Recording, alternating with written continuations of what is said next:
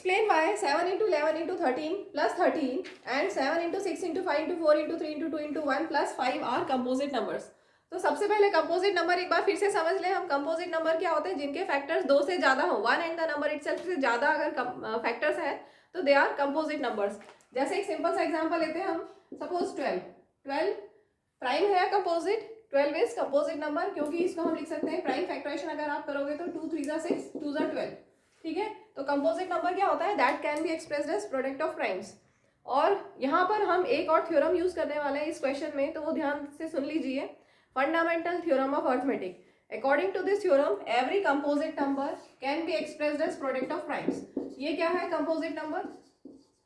कोई भी composite number अगर आप लेते हो, 6 लिया कंपोजिट नंबर, उसको हम एक्सप्रेस करेंगे एज प्रोडक्ट ऑफ प्राइम्स. ये तीनों क्या है? प्राइम्स. तो according to fundamental theorem of arithmetic, every composite number can be expressed as product of primes, and this factorization is unique apart from the order. किसी भी order में आप लिख सकते हो.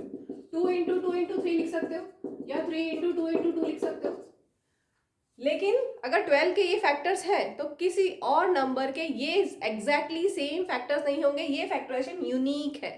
ऐसे 6 को लिखा 2 into 3, ऑर्डर चेंज कर सकते हैं अपार्ट फ्रॉम द ऑर्डर.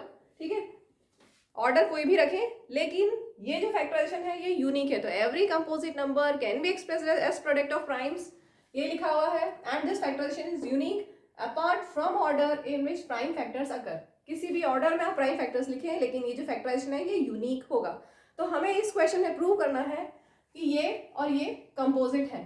तो अगर हम ऐसा इनको प्रूव कर दें कि इसको हम एक्सप्रेस कर दें एज प्रोडक्ट ऑफ प्राइम्स, तो हो जाएगा हमारा काम. तो इसी को हम सॉल्व करते हैं. पहले 7 into 11 into 13 1001. मैंने प्लस 13 दो बार लिख दिया शायद, है ना. 7 into 11 into 13 है. हाँ, और प्लस 13 करके कितना आया? 1014. ठीक है. इसके बाद 7 into 1 तक है. 7 6 5 4 3 2 1 कितना आया? 5040 प्लस 5 करेंगे तो 5045. अब हमें ये प्रूव करना है कि ये कंपोजिट है. अगर कंपोजिट है तो हम ऐसे एक्सप्रेस कर सकते हैं इस प्रोडक्ट ऑफ प्राइम्स.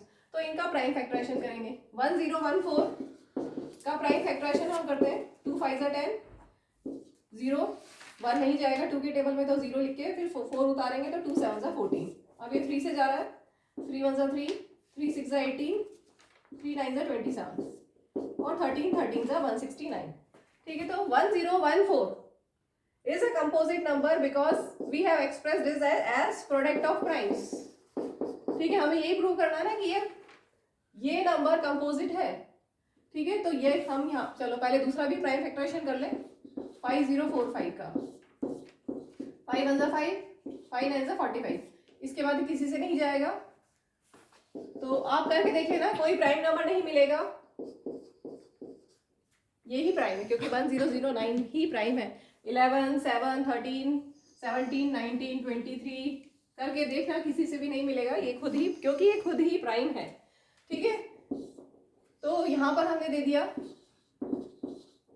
पहले प्राइम फैक्टराइजेशन कर दिया हमने. ठीक है. इसके बाद फंडामेंटल थ्योरम ऑफ अर्थमेटिक के अकॉर्डिंगली ये जो कंपोजिट नंबर्स हैं उनको हमने एक्सप्रेस कर दिया एज प्रोडक्ट ऑफ प्राइम्स. इसलिए ये कंपोजिट है क्योंकि composite number can be expressed as product of primes.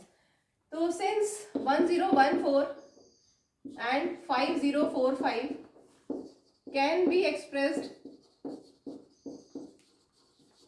as product of primes,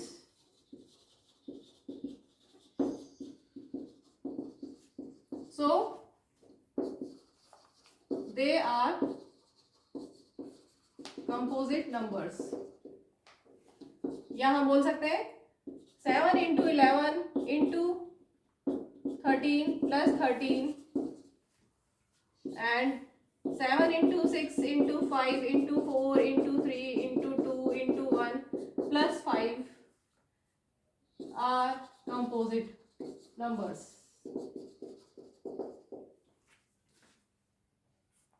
Moving to next question, last question of this exercise. There is a circular path around a sports field. Sonia takes 18 minutes. Sonia को circular path में जाने में कितना time लगा? 18 minutes. ठीक है. एक बार. While Ravi takes 12 minutes for the same. Suppose they both start at the same point and at the same time and going the same direction. Same point से same direction में same time पे दोनों ने start किया. सोनिया ने भी start किया और रवि ने भी start किया. After how many minutes will they meet again at the starting point? तो पहले हम इसको सिर्फ समझ लें, फिर हम ये देखेंगे कि हमें क्विकली कैसे करना है. देखो सोनिया अगर एक राउंड लेगी तो 18 मिनट्स समझने के लिए, है ना, ये सिर्फ समझने के लिए मैं लिख रही हूँ. 1 राउंड अगर सोनिया ने लिया तो 18 मिनट्स लगे, ठीक है. 2 राउंड लिए सोनिया ने तो 18 टू 36 मिनट्स लगे, ठीक है. यहीं पे अभी होल्ड करते हैं. अब रवि का लेते हैं. 1 राउंड में रवि को कितना टाइम लगा? 12 मिनट्स. 2 राउंड में कितना लगेगा? 12 प्लस 12 या 12 इंटू 2, 12 टू 24 मिनट्स लगे रवि को. अगर 3 राउंड लिए रवि ने तो कितना लगा?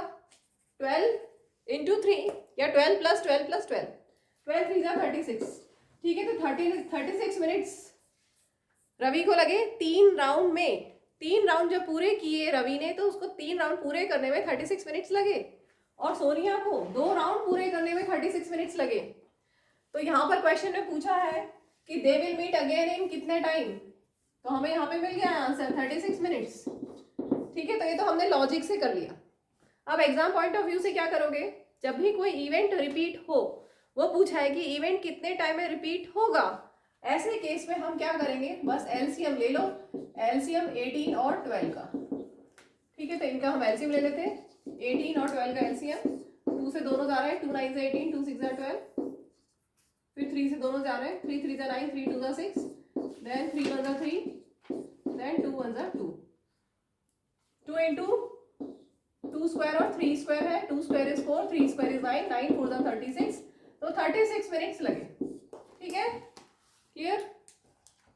इसमें आप चाहें तो यहाँ पर ऐड कर सकते हैं. They will meet again in 36 minutes.